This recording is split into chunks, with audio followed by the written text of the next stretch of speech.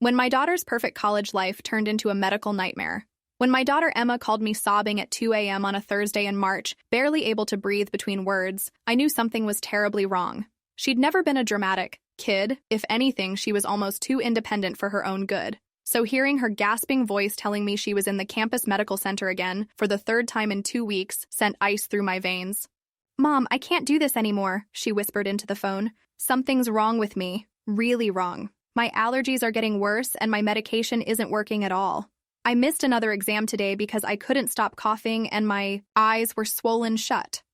Emma had earned a full academic scholarship to Northwestern University, $120,000 over 4 years that represented everything we'd worked towards since she was little. She'd maintained a perfect 4.0 GPA through her freshman year and most of sophomore year. But since February, something had shifted. Her grades were slipping, she was missing classes, and her usually vibrant voice sounded defeated every time we talked.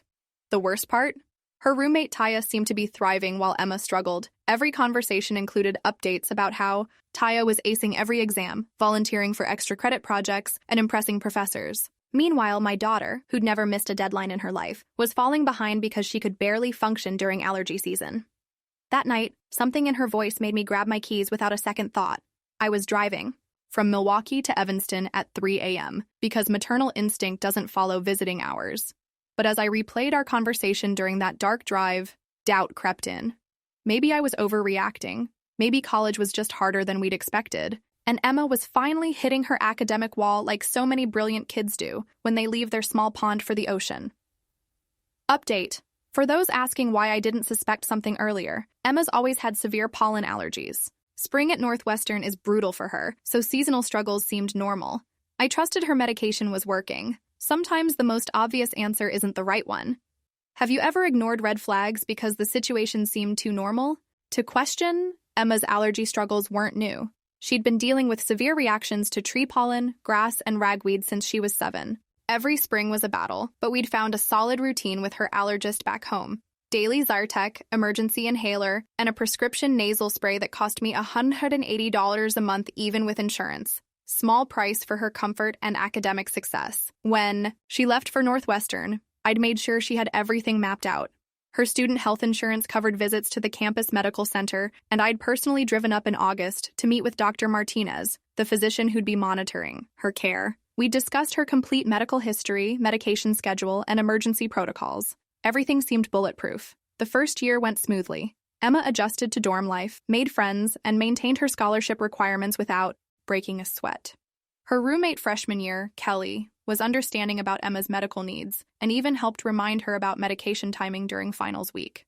They'd requested to room together again, but Kelly transferred to study abroad sophomore year. That's when Taya entered the picture. She seemed perfect on paper, pre-med student, dean's list, involved in student government. Emma was excited about rooming with someone who shared her academic drive.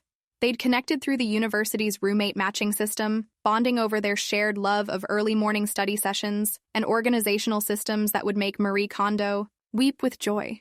But from the start, something felt off about Taya that I couldn't articulate. She was almost too helpful, too interested in Emma's daily routines.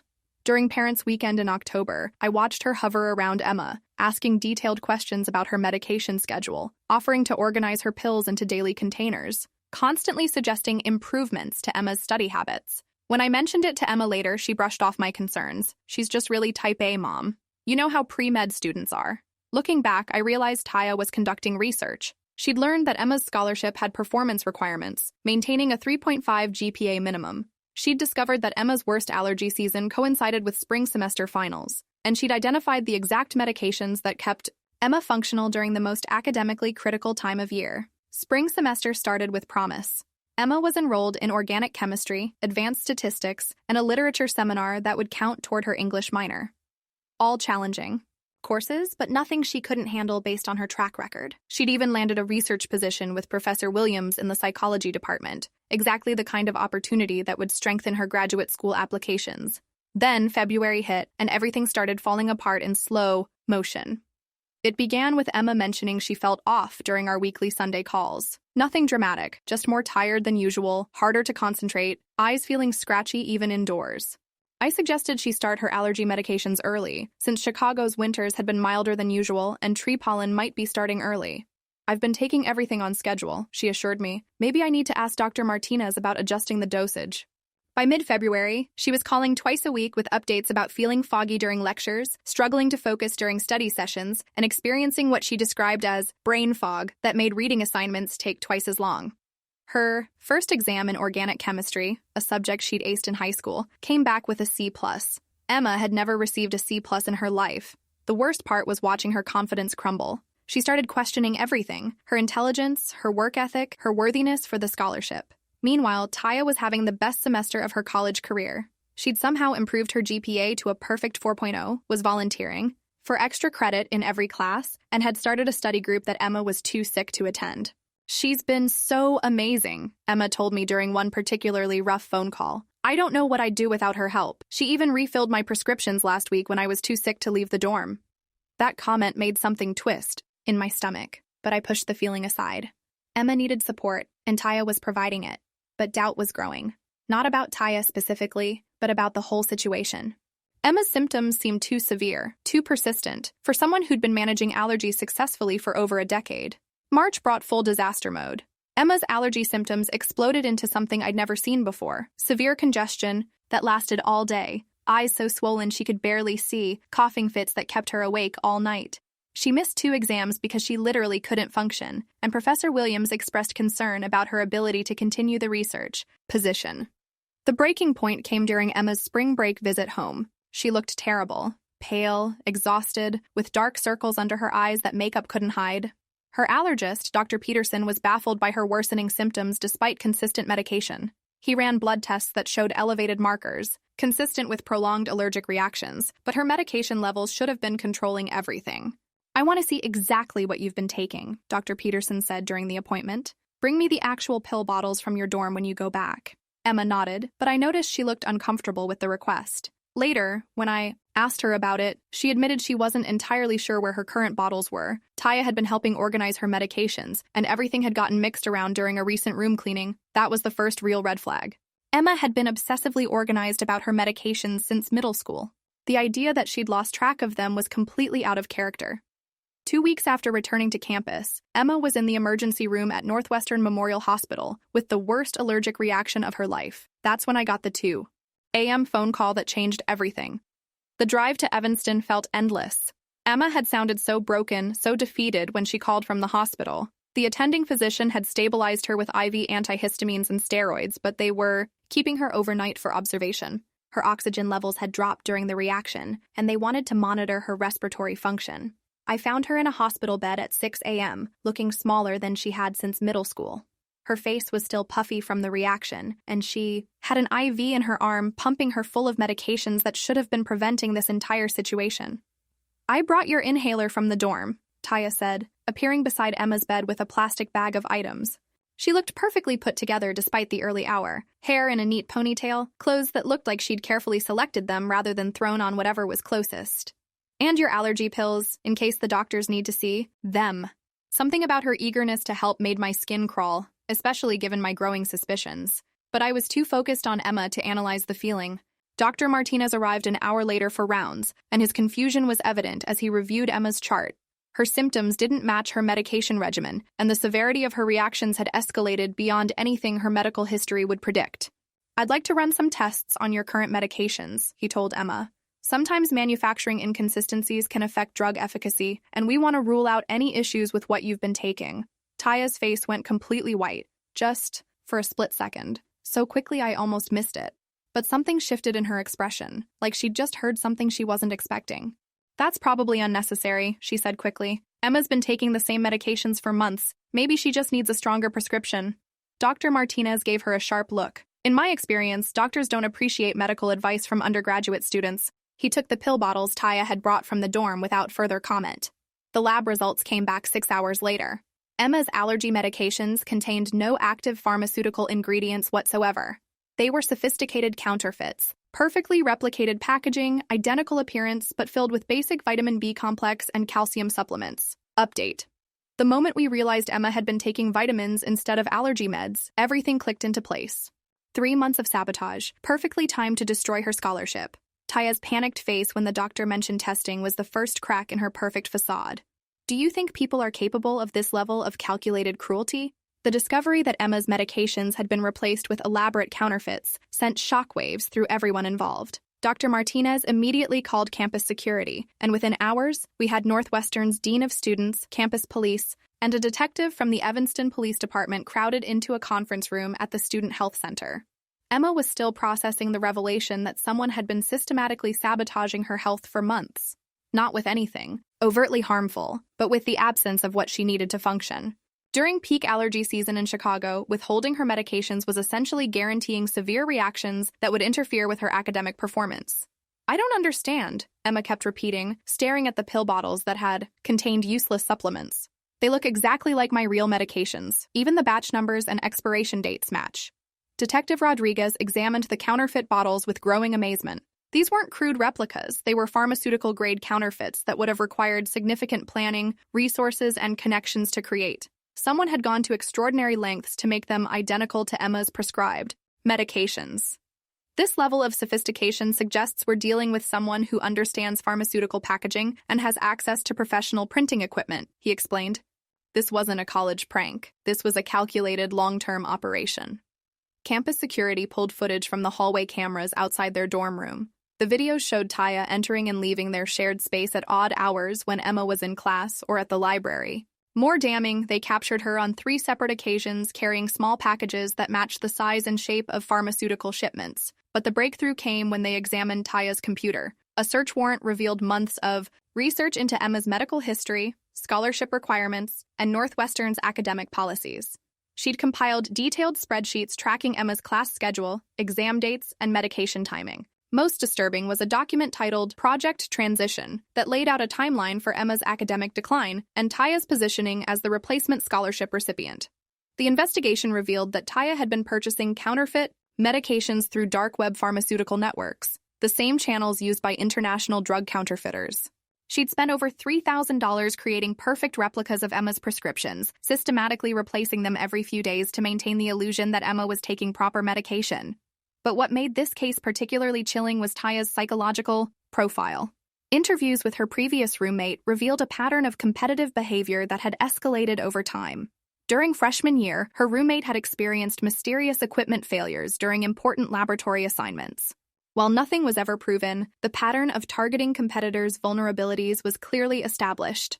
The scope of Taya's research was staggering. She'd hacked into Emma's student portal to track her grades in real time. She'd befriended Emma's professors to gather information about upcoming assignments and exams. She'd even volunteered to help with Emma's research project specifically to monitor her academic performance and position herself as a replacement when Emma inevitably failed. Detective Rodriguez explained that medical sabotage cases were rare, but not unheard of in competitive academic environments. What made this case particularly disturbing was the sophisticated planning involved and the potential for fatal consequences. Emma's hospitalization could easily have resulted in respiratory failure if she hadn't received emergency treatment. "This wasn't impulsive jealousy," he said during our debriefing. "This was a systematic, premeditated campaign designed to destroy your daughter's health and academic future while positioning the perpetrator as an innocent bystander offering help." Northwestern University's response was swift but bureaucratic. Taya was immediately suspended pending a formal investigation, banned from campus, and faced both university disciplinary proceedings and criminal charges. However, the process of actually restoring Emma's academic standing proved more complex than we'd anticipated. The university required extensive documentation, proving that Emma's declining performance was directly linked to the medication sabotage. We had to provide medical records, expert testimony, and detailed timelines correlating her symptoms with missed exams and assignments. The process took 3 months of appeals, meetings with academic committees, and formal hearings. Meanwhile, Emma was struggling with more than just the administrative bureaucracy. The psychological impact of discovering that her trusted roommate had been systematically poisoning her was devastating. She developed severe trust issues, experienced panic attacks when taking any medication, and found it nearly impossible to concentrate on schoolwork even after her allergy symptoms resolved.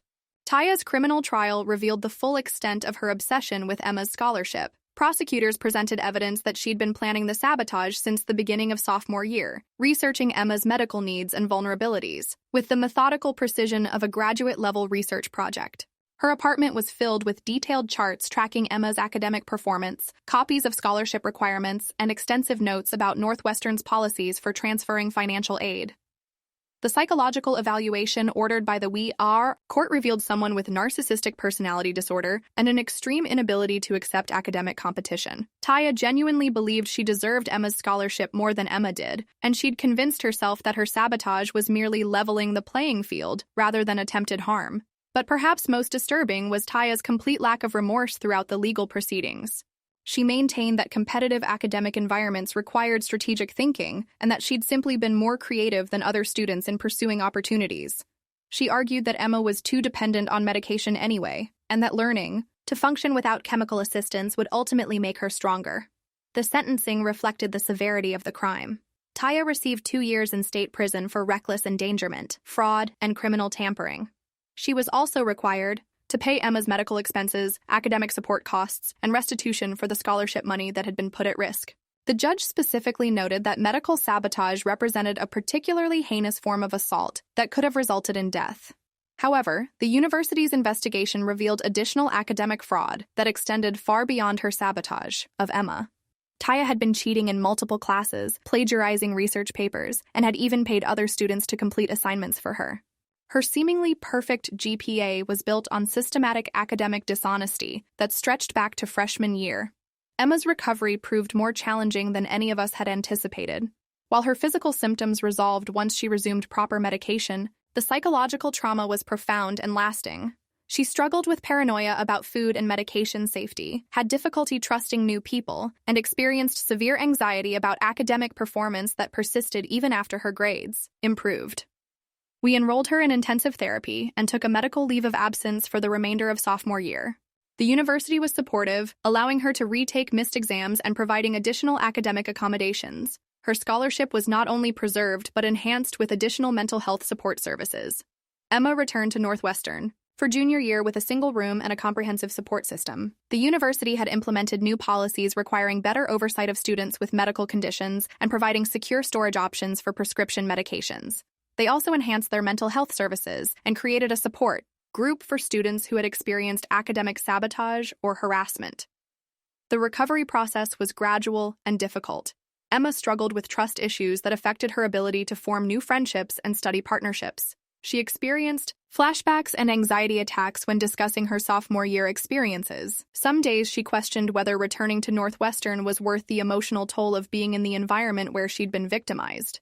But slowly, with consistent therapy and family support, she began to rebuild her confidence and academic identity. She changed her major from pre-med to psychology, inspired by her own experience with trauma recovery and her interactions with the mental health professionals who had helped her heal. She became interested in studying the psychological factors that drive people to harm others in competitive environments. 2 years later, Emma graduated with honors and a 3.7 GPA. She was accepted to several graduate programs in clinical psychology with full funding. The experience had fundamentally changed her career path, but in a direction that felt meaningful and authentic to her own journey.